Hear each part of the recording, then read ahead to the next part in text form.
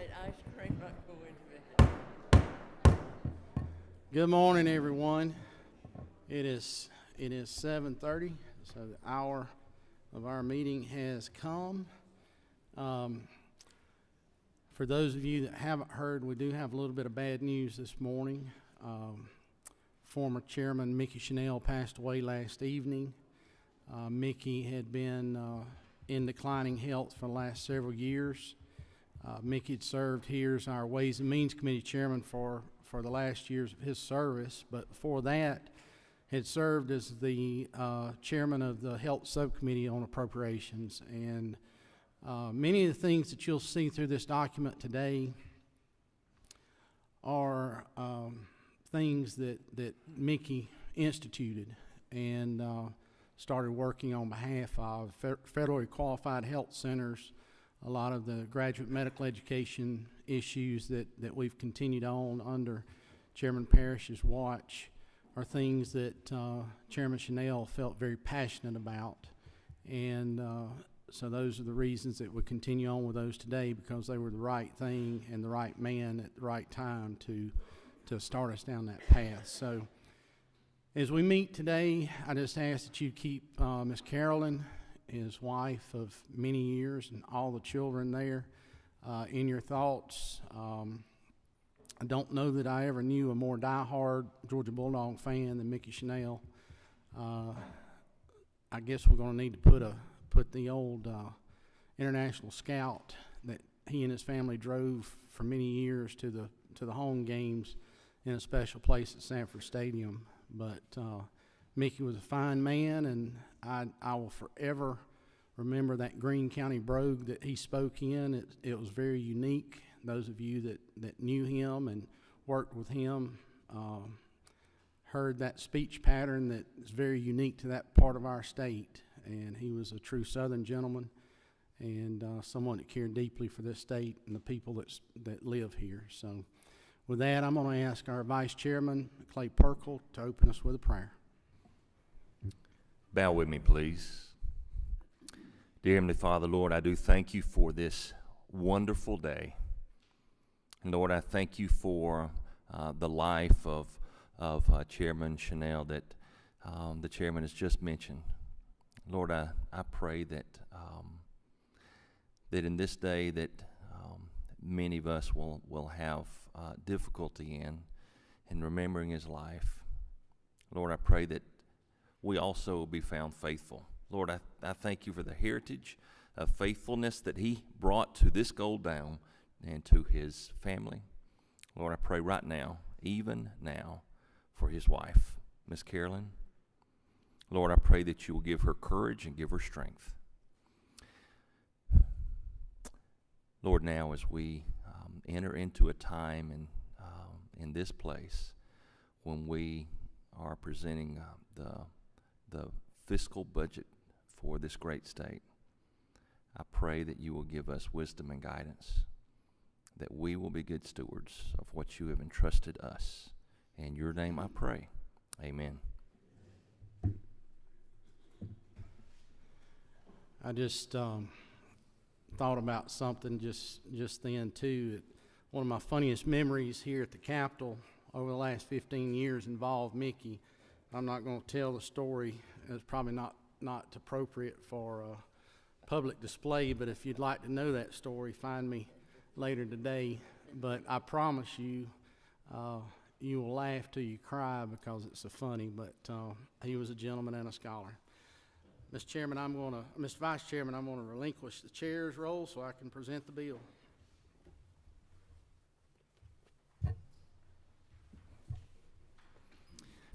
Thank you, Mr. Chairman, and it's not fair to tease us before you get up here with this long display that you'll have, but the chair recognizes the chair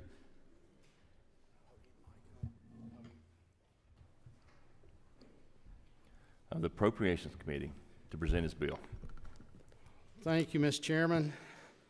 Well, some things you just don't need to say or tell about in public, but it was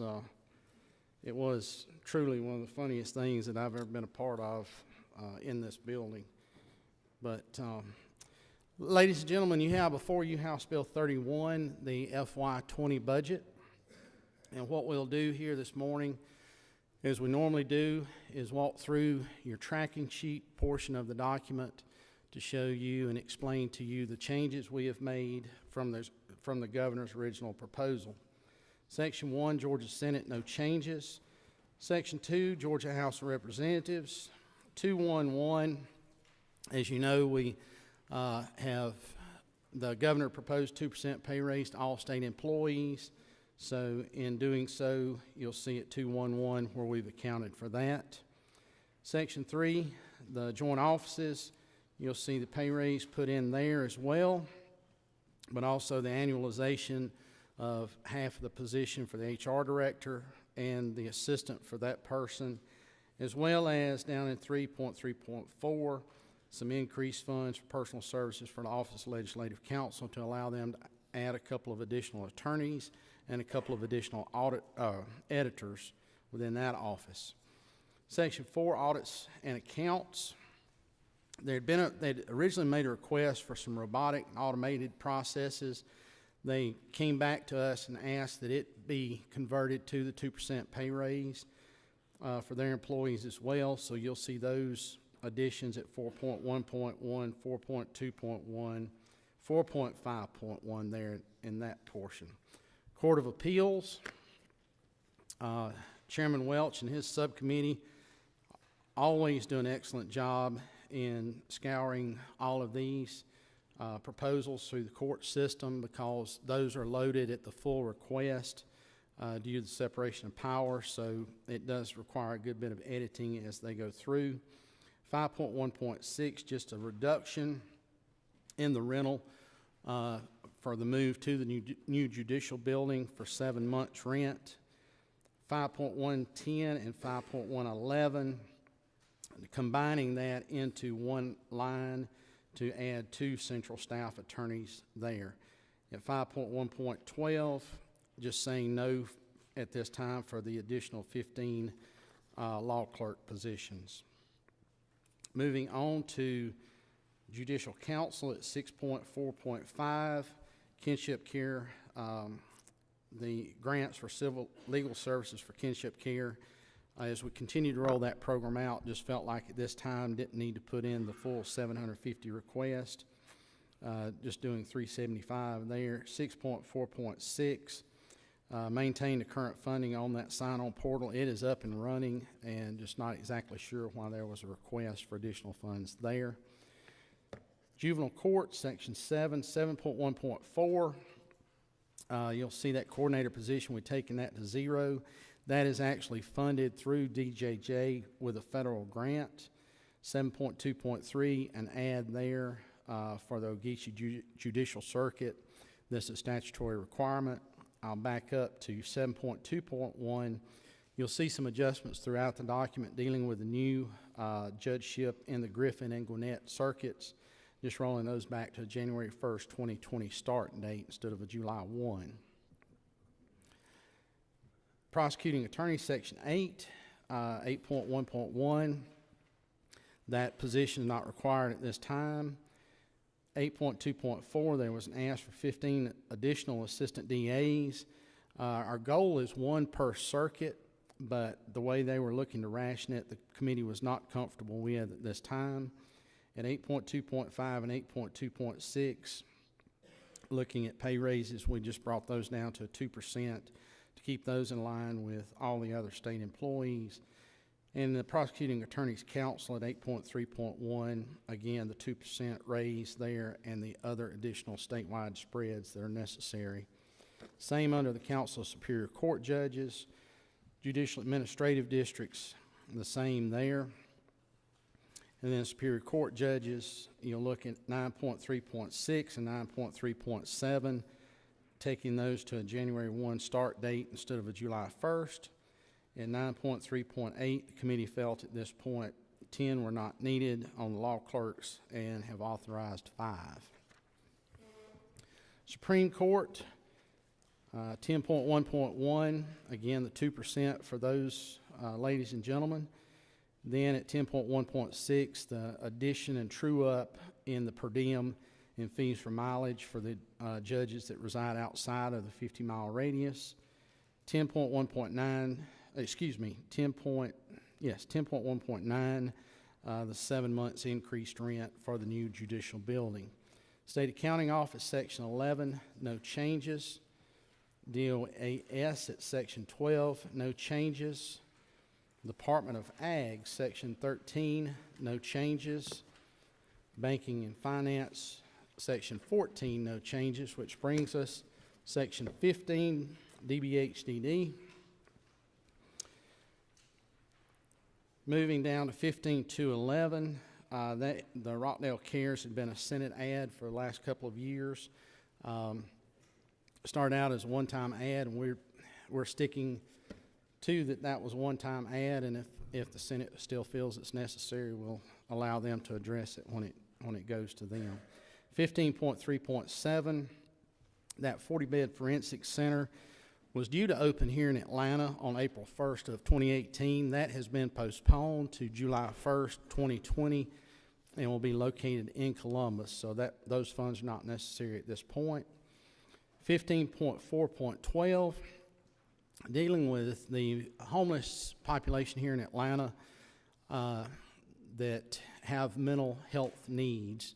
And since Fulton County does not have a community service board here to provide those services, this is going to be a public-private partnership with Home First to provide those services. And it'll begin with a supportive, permanent supportive housing unit program here through a public-private partnership. So you see a $500,000 ad there. Child and adolescent mental health services, 15.8.6, just a small reduction in startup funds for that program. That's all the changes in behavioral health. Moving on to Department of Community Affairs, Section 16. Sustaining the reduction for the Atlanta Regional Commission, Chair Lady Houston and her committee have been asking for an update on an audit from last year from the ARC on how some funds were inappropriately spent. They've not received adequate information on that at this time, so we're saying stick to that sustained cut. 16.10.7, new program that comes out of a recommendation of the Rural Development Council. City of Houston, Georgia, and the city administrator there, April Plank, made a presentation back in the summer at the GMA summer conference that we were there to witness, and was talking about a blight program that they'd done there in the city of Houston. And it happens to be one of those little towns that I go to pretty often because it's about 4 miles from the house, and that's where I go grab a biscuit a lot of mornings. And I noticed one day that things looked a lot cleaner around town and didn't understand why until she presented this program. And what they actually did was brought in dumpsters and told the community, bring all the stuff that you don't have a way to get rid of any other way, put them in the dumpsters for free. And it made a marked difference in their downtown area. And so the Rural Development Council had recommended that we assist communities with less than 2,500 people with grants up to $3,000 apiece for them to do these community cleanup programs. Most of those municipalities don't have the equipment necessary. Usually these small towns have a couple of pickup trucks, and that's about it. No dump trucks or heavy equipment that other bigger cities have the opportunity to use. So we're going to see if we can help a few folks around this state clean up their communities and make them more presentable to those visiting and to those that live there. 16.14 under Environmental Finance Authority, you'll see a restoration of half the funding to the Georgia Rural Water Association, restoration of the proposed cut to the Resource Conservation and Development Districts. And by the way, they're doing an outstanding job around our state in trying to control or helping to control the feral hog population. And then a partial restoration of the Metropolitan North Georgia Water Planning District funds as well. Section 17, Department of Community Health.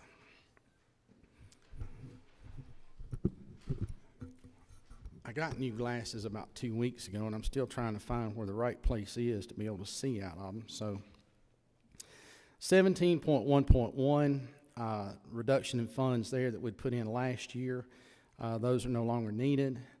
17-112, a language item there on Medicaid inpatient payment parity. And then at 17-113, another language item only dealing with pharmacy benefit managers and asking for another report on that program from DCH as it relates to our care management, CMOs, care management organizations. So 1744, I mentioned federally qualified health centers a few minutes ago. We're continuing on with our funding of startups of those. You'll see the one-time fund reduction there. And then at 1746, you'll see where we've added back 2 new centers, one for primary care in Screven County and one for behavioral health in Chatham. 1745, an ad for Champions for Children. These folks work with folks that are on the Katie Beckett waiting list and provide services to them during the interim while they're waiting on that Katie Beckett waiver list to go on to it. 1747, utilizing $1.875 million to fund the Rural Health Systems Innovation Center that was created by legislation last year as a recommendation out of the Rural Development Council. There was $1.5 million that was put in for a Senate bill that was vetoed, and then an additional $375,000 that we'd put in as startup, and we're just saying use those funds for the operation of that center, which provides training for hospital boards, CEOs, and CFOs. Moving on to 17.7, just a slight true-up in the projected growth need there at 17.7.1. 1777, raising the personal needs allowance for nursing home patients by another $2.50 to $17.50 with a goal of getting to $20, something we started last year in the House. 1778, there is an enhanced requirement on background checks for employees of nursing homes, and so we're funding half of that request. 1779, raising the per diem rate for children's acute care hospitals. 17.710, providing funds for nursing homes direct care rate enhancement to allow the ability for them to maintain the LPNs, RNs, and CNAs. They have quite a turnover there. 17.711 is an increase in the nursing home vent rate as well. Under low-income Medicaid at 17.81, you'll see a true-up of that number as well. Moving on to GME at 17.12, 17.12.1, slight reduction, just going to the accurate projection of number of the ready slots that are out there. 17.12.3, providing funds for the second and final year of the Gynecological Oncology Fellowship at Augusta University. 17.12.4, adding additional slots for the OBGYN residency programs across the state. Augusta University again at 17.12.5 for a rural surgery initiative where they'll take docs and rotate them through rural hospitals.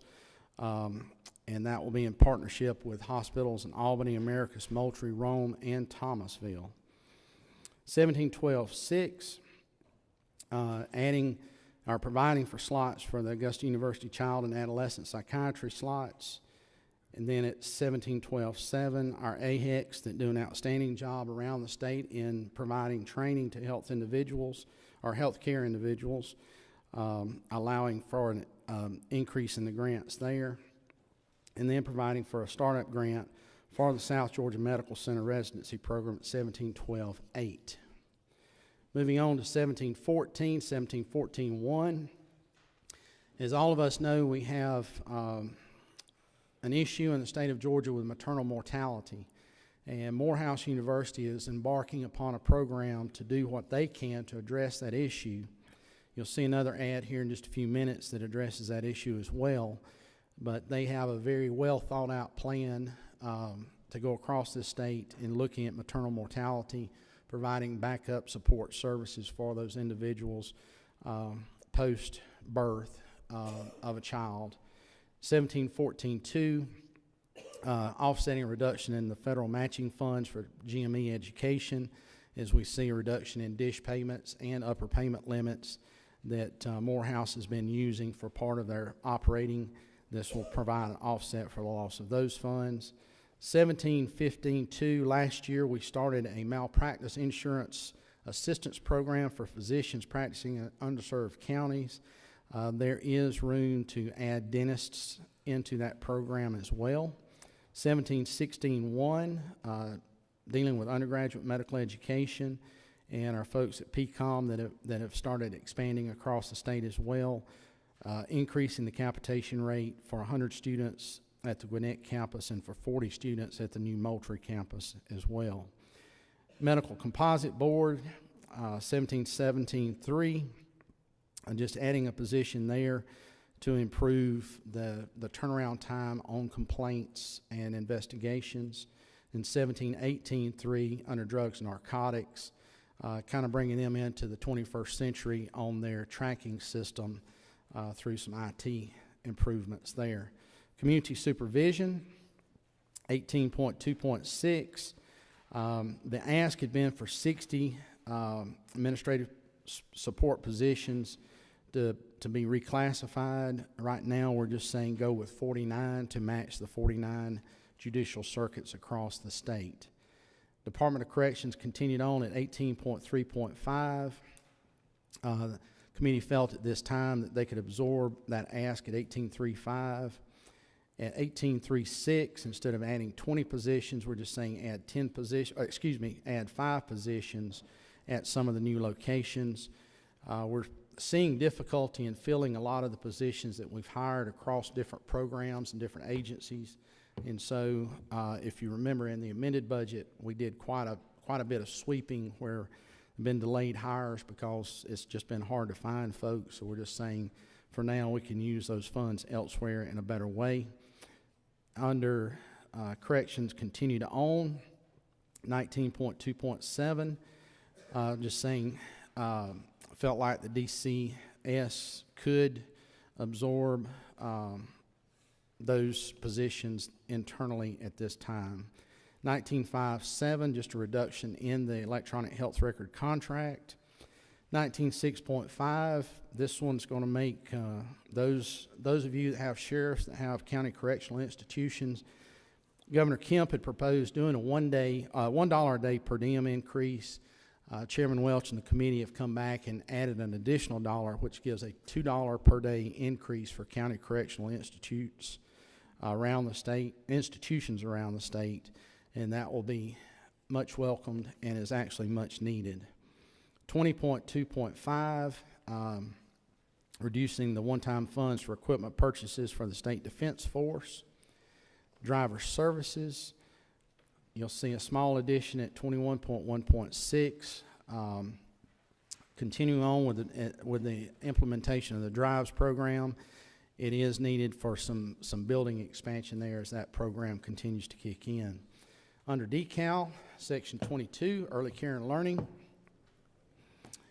The 22.1.3, we had placed some money in last year, I believe it was, for the startup of the Decal Foundation. So what we're doing is starting to wean them a little bit because it should be and is intended to be a self-sustaining program.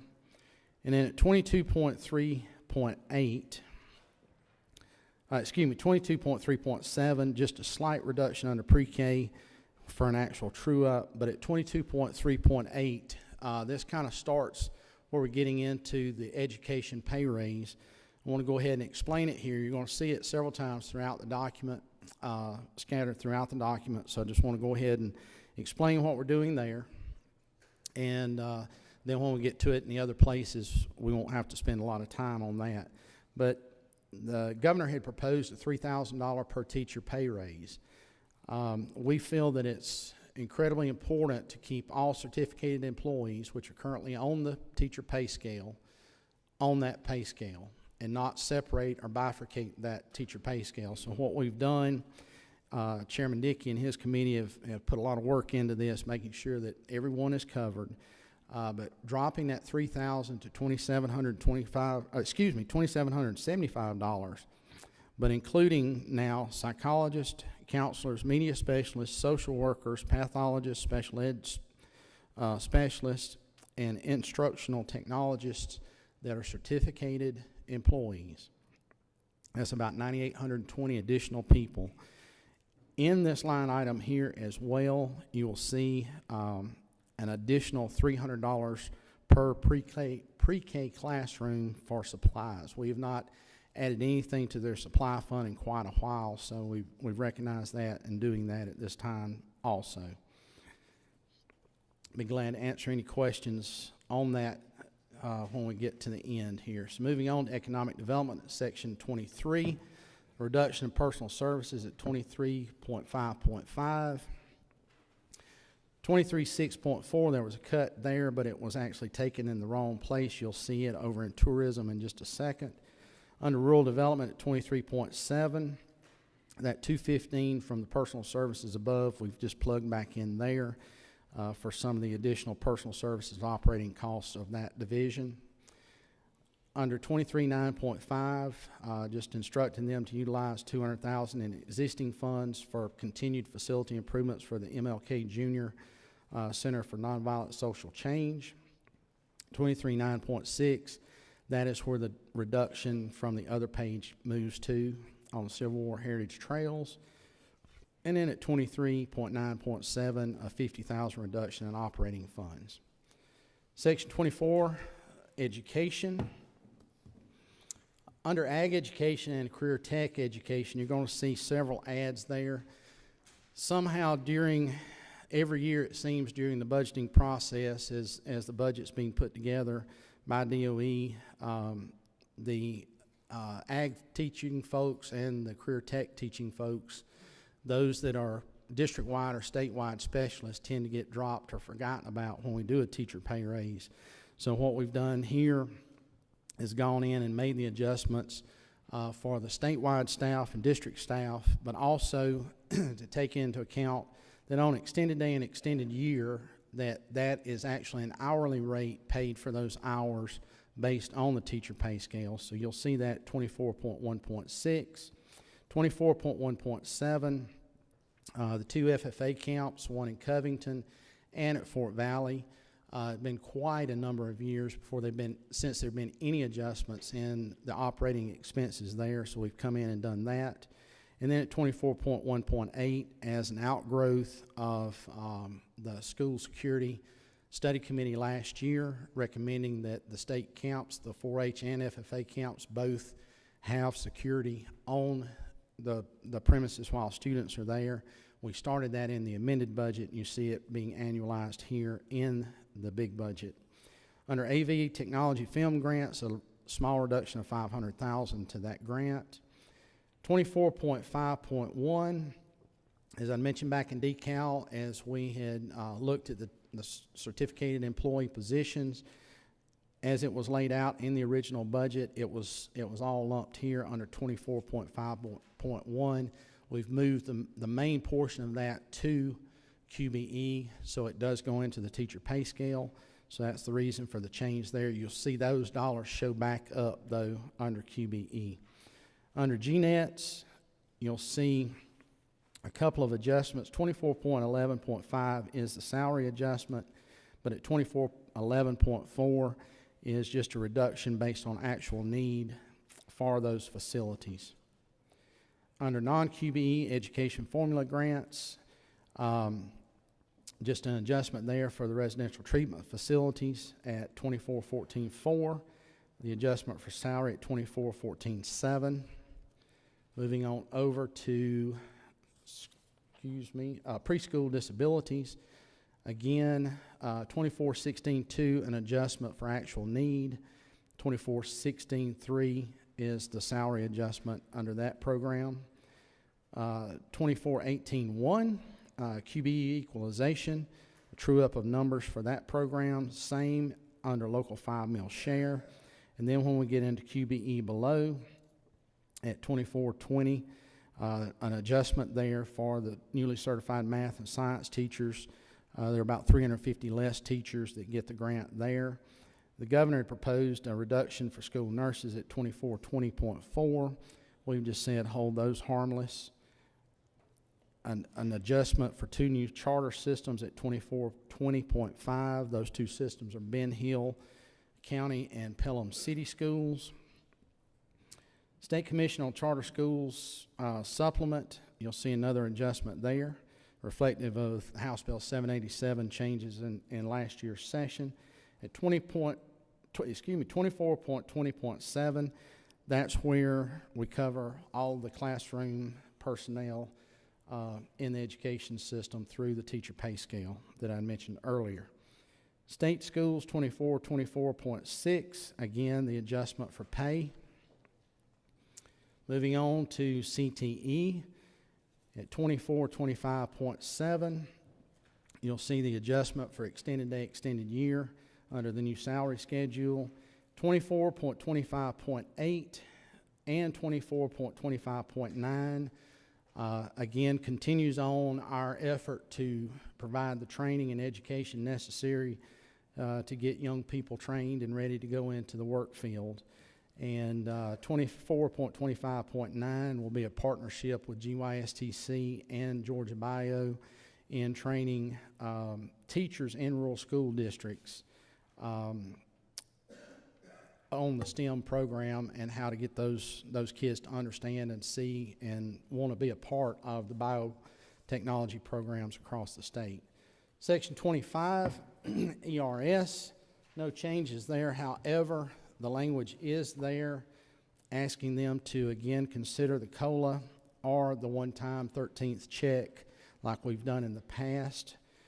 So we're urging them to do that again this year. Forestry Commission at 26.3.8. Director Williams and his folks there, as they're, of course, helping many Georgians recover from Hurricane Michael and some of the storms the year or two before. They're having trouble retaining some of their foresters across the state, so we've done an enhancement there, about a 4.5% enhancement for starting pay increases and pay parity within their ranks to help them with retention. 27.3.6, I don't see Representative Oliver in here this morning, but that language there is something that she, of course, has had a lot of interest in, the Children's Trust Fund and the fees that come into it, and we're just asking OPB in years going forward to break out where those funds are being used throughout the budget in the programs as it relates to children. 27.5.3, adding a couple of positions under Homeland Security to do school threat assessments around the state. And then under Governor's Office of Student Achievement at 27.7.8, reduction in funds for a program that has been discontinued there.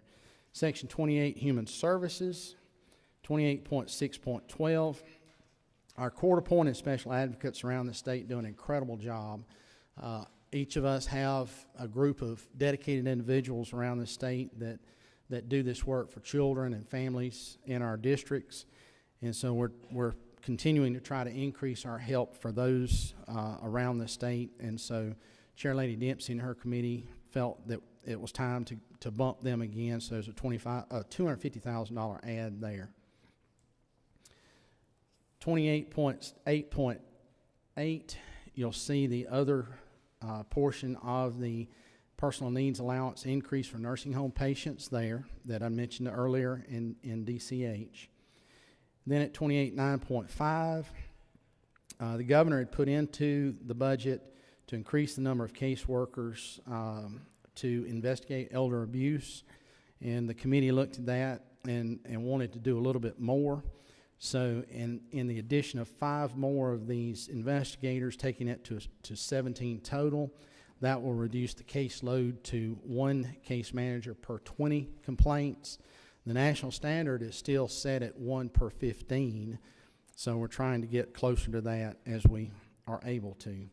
28.10.5, an increase in the Meals on Wheels program. It will decrease the waiting list by about 700 individuals and about 215,000 meals served each year. 2814.3, under DFACS out-of-home care for the relative caregiver, we're just increasing the daily per diem rate by $1 there for those family members that are taking care of someone that has been placed in their custody. Under Georgia Voc Rehab, you'll see a small reduction at 2822.8 for personal services. 2825.4, under FODAC, we had helped them purchase some equipment, just taking those one-time funds out. 2825.5, allowing for the expansion of the independent living program across the state. This will get them to the point of being able to serve 123 of the 159 counties across the state. Section 29, Insurance Commissioner, 29.3.4. You'll see an ad for 3 positions for 1 safety engineer, 1 plan review engineer, and 1 building inspection engineer there. GBI, 30.2.5. Just telling them to use existing funds there on the fingerprint retention program. That, of course, Chairman Welch had worked on that route back bill last year and just making sure that it stood up and running the way it needs to be. 30.3.4, making a slight deduction there on the 5 additional lab scientists. We did a portion of that in the amended budget, so we're just taking a little bit out from there. 30.3.5, recognize the increase in maintenance and operation cost for the new coastal examiner office that was built last year. 30.4.6, had been a recommendation to add 11 positions for the cybercrime unit. At this point, we're saying just add 6 of those, and then we'll come back next year once they've got those hired and up and going, and we'll reconsider possibly making an addition there. 30.5.5 under Criminal Justice Coordinating Council. They had asked for an increase for accountability court expansion, and all we're doing there is saying, yes, go ahead and increase, but we want to just be mindful of how the increases are going. We can come back in the amended and make up any gap if we need to as well. At 30.5.6, there'd been an ask for a fidelity coordinator and a grant specialist, and the committee wanted to just do the fidelity coordinator at this time. Juvenile justice. Under community service at 31.1.6, the salary adjustments for those certificated teaching personnel. 31.2.7 is tied to 31.2.8. And what we've done there is provide funds for retention and recruitment of those public safety trainers. Very high turnover rate in those positions. And at 31.2.7, they were asking for 7 additional trainers. But the problem is the pay rate there is so low that the turnout is extremely high. And that's what's been causing them to work a lot of overtime. So it just felt like it was a better expenditure to increase the salaries of those doing the teaching, to be able to keep and maintain those and retain those individuals instead of hiring more and trying to solve the problem that way. 31.3.7 and 31.4.7, the certificated teaching employees adjustments there. Department of Labor, no changes. Department of Law, Section 33.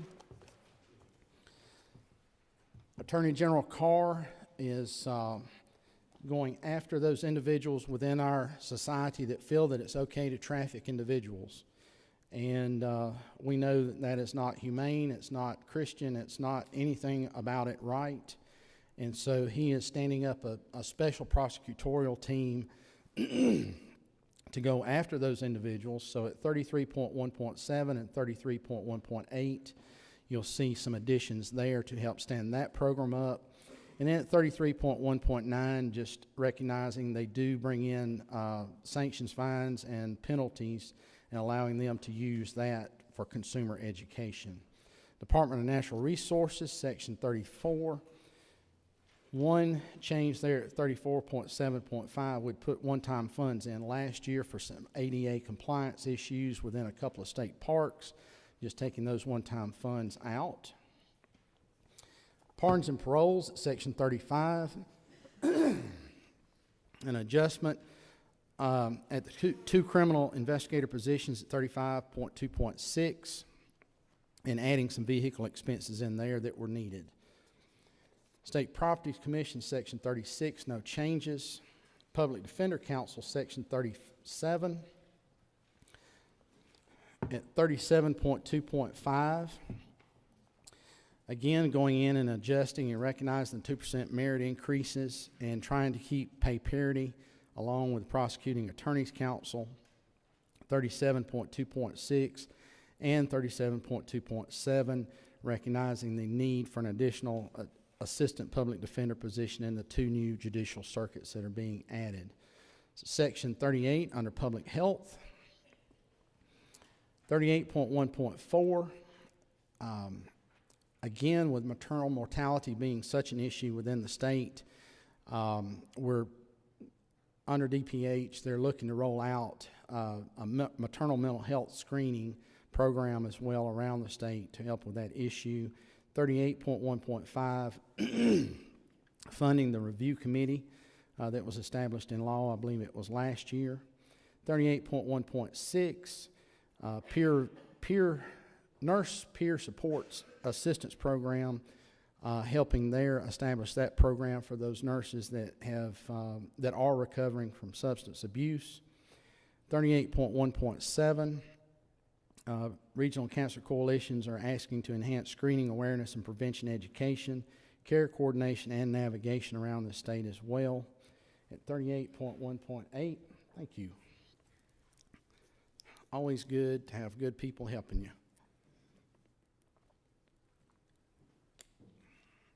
I get talking too fast and don't drink enough, even though I got bottles of water everywhere. 38.1.8, you'll see an increase there under the Sickle Cell Foundation that will establish 3 additional sites around the state: Columbus, Valdosta, and Albany. 38.1.9, and I skipped over something under education under the school nurse program too that ties to this particular ad, but adding funds for feminine hygiene products for low-income students in education and for low-income clients at county health departments across the state.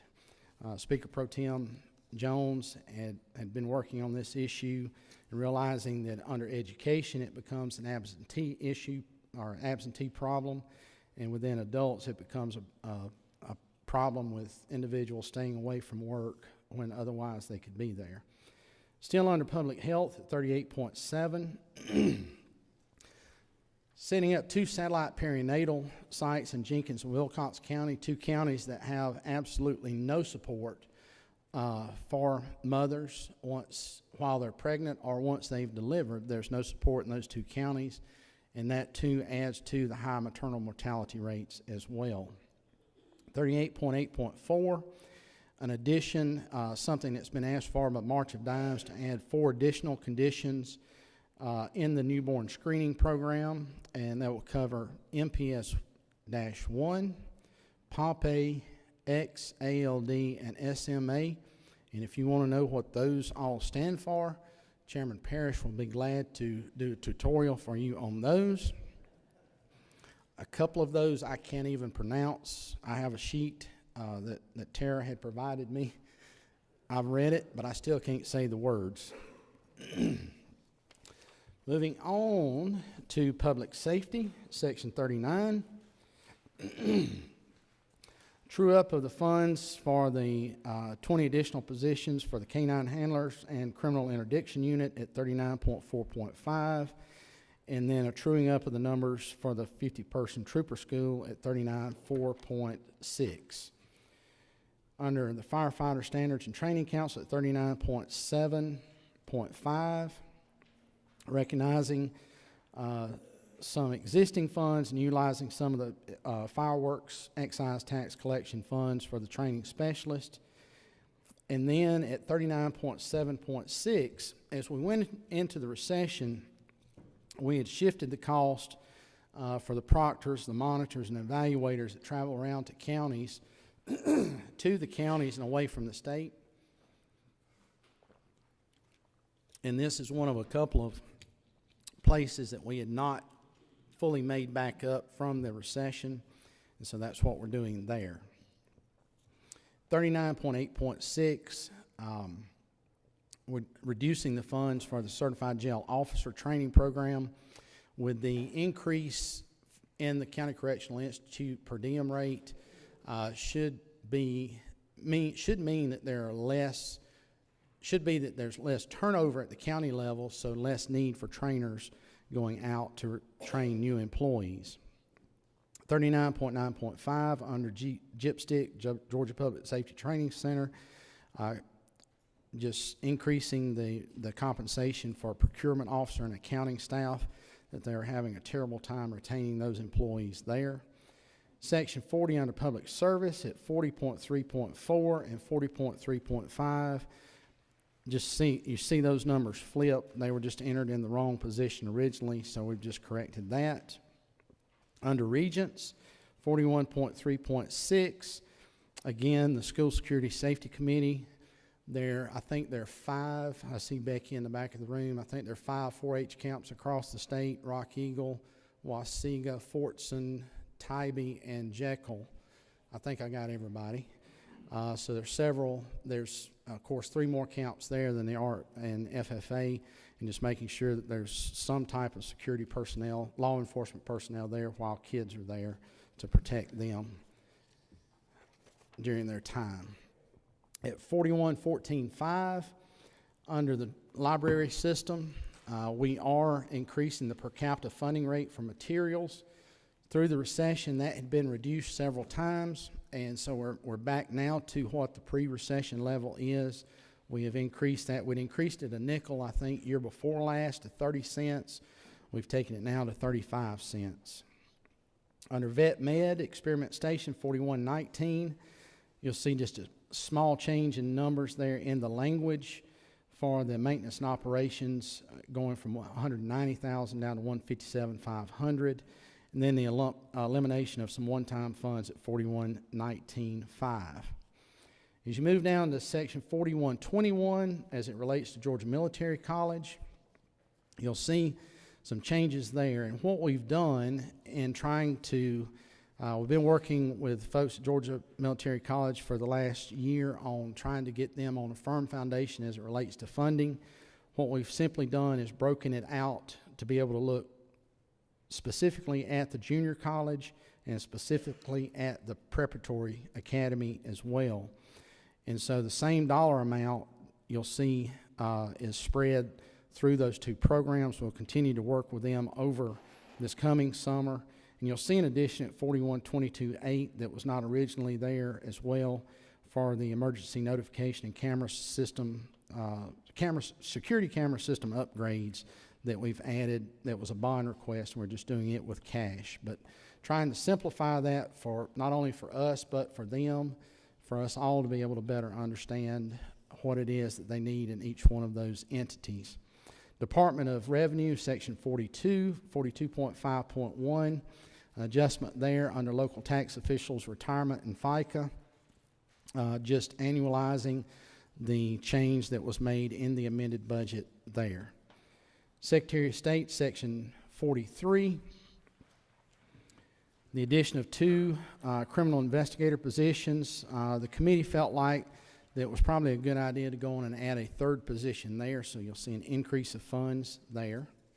Student Finance Commission, section 44. Chairman Knight and his subcommittee, and Chairman Jaspers and many others, and Chairman Dickey have been all working on the dual enrollment issue. As you know, we made substantial changes to dual enrollment several years ago because the program just wasn't producing the results we'd hoped for. We made those changes knowing that it would start growing that program, and knew that at some point we would need to come back in and kind of put guardrails around it. This is the year that we need to do that. And so what we've done through the committee is go in and basically put a 30-hour credit limit, 30-hour total limit on credits before the additional hours then start accruing toward the HOPE scholarship or lottery-funded scholarship programs. Limit the program participation to 11th and 12th grade students in the university system or the private post-secondary institutions. And then limit program participation to 10th, 11th, and 12th grade for those students in the technical college system pathways there. Also, eliminating the state paid for dual enrollment courses over the summertime, which brings this program in line and into parity with the Georgia Virtual School. If you're taking classes on the virtual school, you pay for those as well during the summer. So we're just aligning it to do the same, to treat these students the same way as those students are treated as well. See an adjustment in administration costs at 44.7.1 of the HOPE grant. 44.14.1, you'll see a pretty substantial reduction there.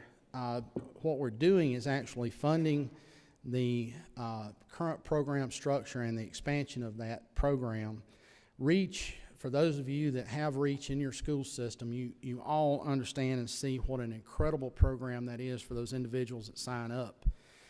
And we feel that if we go in and take away the required local match, that we ruin the tenets of the original tenets of that program, to have that local buy-in, that local fundraising, that local mentorship, all of those pieces that come with making sure that these kids, when they sign that contract in 7th or 8th grade, fulfill their obligations, are mentored, and then successfully transition into colleges around the state, or technical schools around the state. And within the state, for those of you that don't know about REACH, all of our institutions around the state, including private institutions, this is a $10,000 grant to the individual, but most every institution that I'm aware of in the state at least match that $10,000 with additional scholarship money. Some of the institutions across this state, a couple, match up to $40,000. So it's an incredible program. It's going to make an incredible difference in the lives of those young folks. If you're not involved back in your districts with the REACH program, I encourage you to be. Cindy and I are at home, and it's been one of the most rewarding things that we've had a hand in. Section 45, teacher retirement system, no changes there.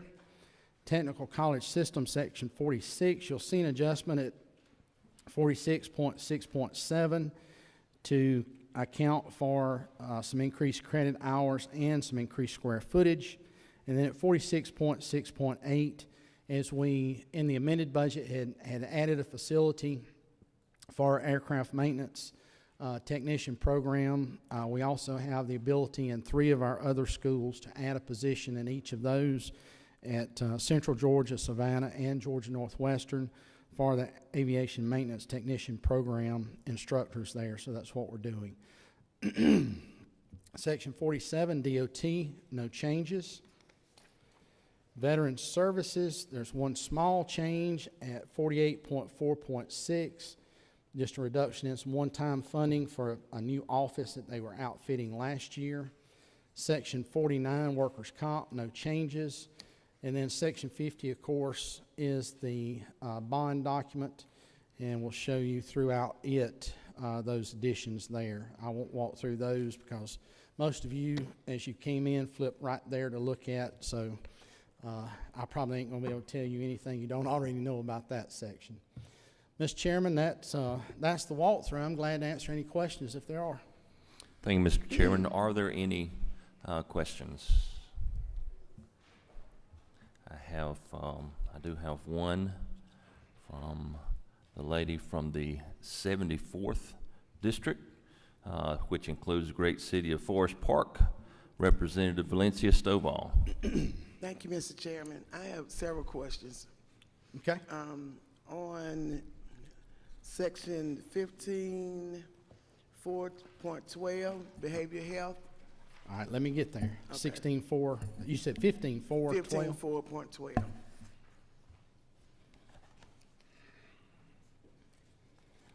Okay. Okay, so the question I have about the public-private partnership with the permanent homeless supported. So when it says permanent homeless, is those ones that we're considering that are permanently homeless, and supported them with housing. How's that working? That's going How's to that be, program that'll work? be for the homeless that have mental health issues. And what the ultimate goal is there, those tend to be the folks that APD and others wind up having to spend a lot of time going out and rounding up because they're causing an issue. And what this does is then provide about 550 permanent supportive housing units for those individuals. Okay. And my next question is 16.10.4. Okay? And I was trying to figure out why was the funds eliminated for the Clayton County Food Pantry? Well, that was in the governor's recommendation, and we didn't make any changes for that. Okay. Our next question is 28.22.8. 28.22.8. 0.8. All right. And it says reduction of funds for personal services. And so what is meant by the personal services? That's in admin. It's just a reduction in admin. In admin, so not the services? No, not in the services. Okay. You call it personal services for salaries and fringe benefits. Okay. And my next question is 28.25.4. 28.25.4. Okay. FODAC. Yes, and so I was wondering why was a reduction in funds for that particular program? Because they provide a lot of help when people end up having a stroke or become disabled. They're able to go and get that equipment. We from had there. bumped it last year, or the year before. I think it was the year before, actually. We'd bumped it with a one-time bump. We'd left it in last year, if I'm remembering correctly. And so we're just capturing that one-time bump from 2 years ago that wound up being a two-time. Okay, and my next question Yeah. is 44.2.1. Okay. Dual enrollment? Yes, and so I was trying to figure out the rationale behind excluding the summer term. I kind of understand the other part with the 11th and 12th graders and then starting with the 10th graders, but the summer, eliminating that, allowing the students to be able to take summer classes, because it seemed like that would still help accelerate them. We're not saying they can't. We're just saying that we're not going to pay for it through dual enrollment. They will pay for it as individuals, just like they do with the virtual schools, or just like they do any other summer programs. Okay, I just still disagree with that part, but I just want Okay. to ask a question. And, Anything else? nope, that was it. Thank All you, right. sir. Chairman Petrie.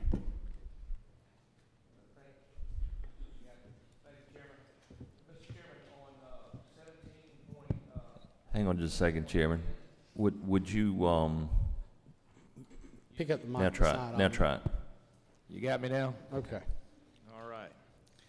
Chairman, go to 17.7.10.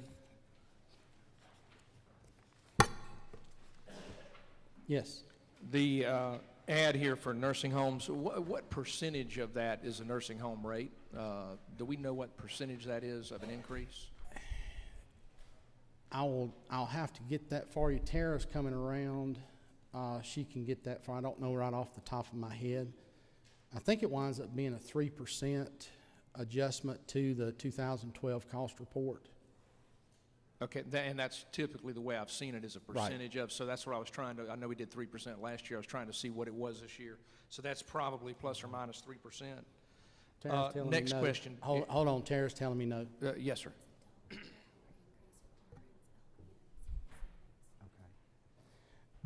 We'll get back to you a little bit later for clarification on that particular one. Yes, sir, that's fine. And I just wanted to clarify that the 17.7.8 is separate and apart, related expressly to make sure I understand, expressly related to Senate Bill 406 we passed last year, related to the new burden of criminal background checks on Yes. all employees. Yes.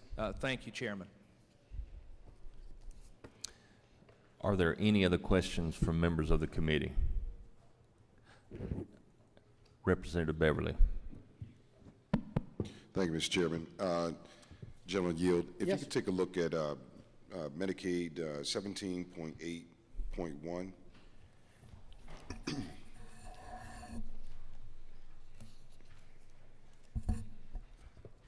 Okay. The increase in total funds of $155 million. Can you help me to understand what those increased funds will directly go to?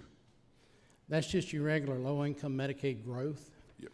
The 155, 194 is what you wind up with the 50,624,379 in state funds, wind up pulling down the additional federal dollars for a total of 155 million that go then to low-income Medicaid. Thank you. Any other questions from members of the committee? Okay, I see none, and I have a motion to pass on the committee substitute to HB 31. Is that correct? And I have a second. All in favor? Aye. Opposed? Motion carries. Very good. We are adjourned. Thank you.